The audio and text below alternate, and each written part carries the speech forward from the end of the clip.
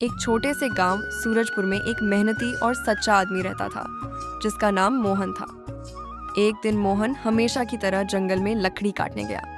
जंगल के पास एक गहरी झील थी।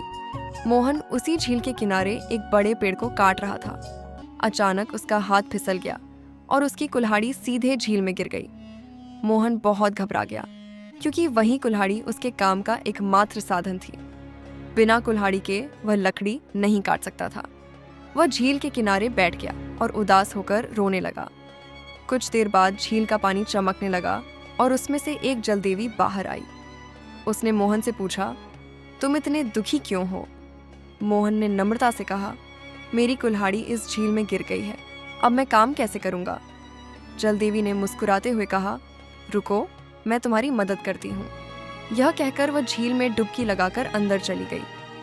थोड़ी देर बाद वह एक सोने की चमकदार कुल्हाड़ी लेकर बाहर आई और बोली, क्या यह तुम्हारी कुल्हाड़ी है? मोहन ने तुरंत सिर हिलाकर कहा, नहीं देवी जी, ये मेरी कुल्हाड़ी नहीं है। जल देवी फिर से झील में गई और इस बार चांदी की कुल्हाड़ी लेकर आई। उसने फिर पूछा, क्या यह तुम्हारी कुल्हाड़ी है? मोहन ने फिर ईमानदारी से कहा, नहीं, ये भी मेरी नहीं है। इसके बाद जल देवी तीसरी बार झील में गई और इस बार वह पुरानी लोहे की कुल्हाड़ी लेकर आई। जैसे ही मोहन ने उसे देखा, वह खुश होकर बोला, हाँ, यही मेरी कुल्हाड़ी है।